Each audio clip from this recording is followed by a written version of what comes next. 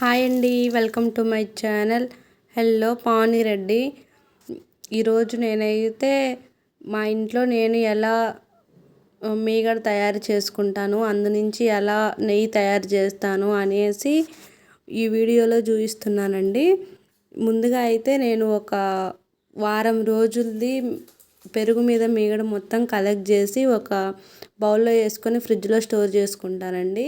దాన్ని 1 వీక్ తర్వాత మిక్సీలో వేసేసి మంచిగా మిక్సీ పట్టేసుకుంటాను. చూడండి, మంచి మీగడ అయితే అలా తేలుతూ ఉంటుంది, ఎంత ఫ్లఫీగా ఉందో. దాన్ని ఒక బౌల్లో తీసేసుకుంటానండి. చల్లనీళ్ళు మాత్రం పోస్తే మాత్రమే అలా వస్తుందండి. వేడి నీళ్ళు కొంచెం వెచ్చగా ఉన్నా అలా రాదు మీగడ. ఇది వెనపూస అండి, మీగడ నుంచి వెనపూస. తర్వాత నేను దాన్ని ఒక బౌల్లో తీసేసుకొని ఇంకా మామూలుగానే అందరూ చేసేటట్టే నెయ్యి కాగబెట్టేస్తుంటానండి. టుడే అయితే నేను పులగం అండ్ పచ్చడి చేశాను. అందులోకి అసలు లేదండి ఇంట్లో నెయ్యి. మొన్ననే 1 కేజీ ఉంటే అమ్మేశాను. ఇది ఆల్మోస్ట్ 1/2 కేజీ గ్లాస్ అండి, అందులో 200 ml వచ్చింది. ఇంక అంతేనండి ఇవాల్టి వీడియో.